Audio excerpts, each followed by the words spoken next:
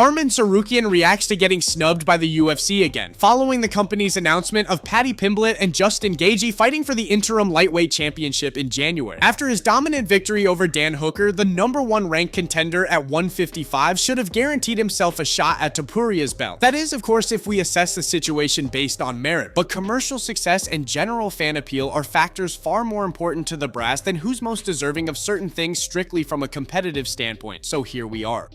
Still, news of Arman getting left out of an interim title fight likely came as a surprise to many hardcore fans, but not so much to Tsarukyan himself, who was already expecting to get sidelined again. Maybe Dana's still not done making it as difficult as possible for him to get a chance to compete for the division title because of his Makhachev bout withdrawal fiasco, but no matter what, he's either going to have to wait for a long time or get another fight in. Here's how he reacted to the recent development. I already knew that Paddy gonna fight with Ilia Topuria in January. So, but I didn't know they're gonna do interim title versus Gaethje and Paddy. But I knew that UFC wants to do Ilia versus Paddy, and on my mind, I didn't think like it's something happened even if I knock him out, because they already set up that all things. But at the end of the day, Ilia didn't fight, and I think this is UFC game plan. It's not like a family issue or something. It's they want to make star Paddy Pimblett and to bring him to fight for the title with Topuria as a bigger name and make it like a big fight, like a kind of Khabib versus Conor, but they're not even if he got the belt.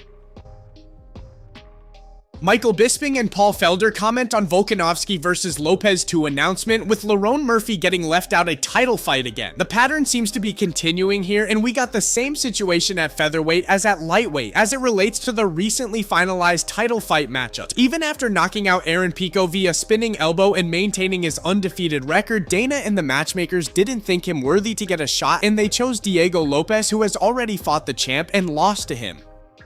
While a rematch between the two will likely be another high-paced, entertaining scrap, the decision to go with this option instead of the fresh opponent in Murphy, who undoubtedly has done enough in order to get the chance, is hardly defensible. Paul and Mike also react to Diego Lopez responding to criticism of this decision by other featherweights, telling them to stop complaining and get back to work. I think a lot of people were surprised by that too. What did you think about it, Diego Lopez, Volk 2? I'd heard some rumors of that for a while, so it didn't shock me. But I understand that Diego Lopez and Movsar Evloev and a lot of people are kind of scratching their head. Diego had the best one. He's like, just shut up, stop whining and get back to work. You know what I mean? Which is, it's easy for Diego to say. I was just going to say, that's easy when you're the one that got chosen. Yeah. You're the one that they chose. You're like, hey, just shut up and get back to work. All right. You're not Lerone Murphy that's 16-0 or 17-0, whatever he is, gets undefeated. Pushed to the side. Volkanovski called him out as well. But listen, I'm a fan of the fight. I love the fight. I feel for Lerone. I do, right? Yeah. I don't know Movsar, but I'll say I feel for him as well. But it is what it is to a certain degree. There's no point fucking getting bent out of shape. Just keep doing what you've been doing. It's one more fight. One more fight. Diego's a fan favorite. Volk's a fan favorite. You know, they're kicking off this new era, right? I don't know this, but you got to think this is part of it. Justin Gaethje gets dropped in sparring during his preparations for the interim title fight against Paddy Pimblett and loses his temper after noticing the incident might have been recorded. One of his Russian training partners recently spoke with the MMA outlet Usha Taika, where he described in detail what exactly happened. Interestingly, he seems to have broken one of the unwritten codes of a martial arts gym etiquette. Never reveal what goes down during sparring in the gym, especially if you had the upper hand over somebody. The thing is, the person who just made the claim about knocking Justin down with a hard head kick might very well never train with him again following the incident, and that could explain his willingness to come forward with the story to attract some attention, as he's got nothing else to gain from Whitman's gym anymore. Him giving the scoop to a Russian reporter is another angle to this. Possibly he intended to reveal the story local to the region, not expecting it to make its way to the Western world, however illogical that is. Regardless of his motivation, he decided to agree to an interview when the rumors of the story reached the Russian outlet. When asked whether the rumors of him dropping Justin and it causing a scene are true, he confirmed the validity of the claim, saying that Justin ran up to his teammate to take away his phone afterwards, fearing that the moment might have been captured on video and released before the Pimblett fight. Короче, мы пришли на спаррингах, и мой брат, я ему сказал то, что снимай, короче, с первого раунда до последнего со всеми. И потом тренер Джастин Гейджи мне сказал то, что просто дай ему хороший раунд, да.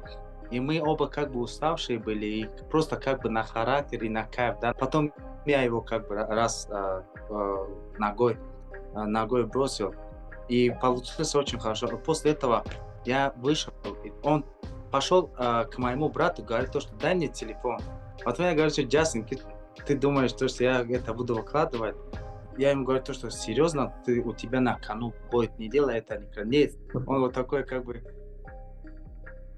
Jon Anik and Kenny Florian preview Merab vs Jan 2. Like many fans, especially if their sympathy lies with Pyotr in this weekend's rematch against the Georgian machine who made it look easy the first time these two got locked into a cage, Jon and Kenny attempted to reassess the Russian's chances going into the fight. But what exactly can he do to stop Merab? At this point, the only possible answer to Dvalishvili's extraordinary high-volume-based suffocating pressure with an endless amount of takedown attempts seems to be a knockout. That can happen to anyone, but the probability isn't on his opponent's side, of course. With some impressive improvements in his striking game showcased in the Sandhagen bout, Merab keeps demonstrating progress in that area of his skill set, making the puzzle even more difficult to solve.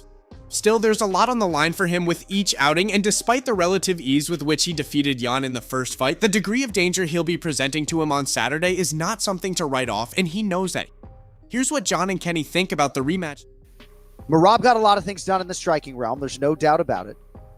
But I said as we were watching this back to you that Petr Yan is going to be in better shape for the rematch because I think you would just have to be. I think after you fight Dvalishvili the first time, everything you do there 2-4, in addition to the wrestling and the grappling and whatever the fuck else, is improving your cardiovascular base because you know what is at the end of the tunnel, and it's this guy. So yeah. To what extent do you think the fight will be closer, and what was your biggest extraction from our recent watch back? Yeah, I really enjoyed watching that with you, of course, for the UFC Fight Pass. And, I think that I agree with you that Petr Yan was very successful defensively with a lot of his takedowns. And if he was taken down, he did a great job of getting back to his feet. The problem is Merab Dvalishvili was like a 4-year-old who does not stop asking you questions. He never gave him a break to create any offense. So to me, that's what it comes down to for Petr Yan is, can he actually create offense?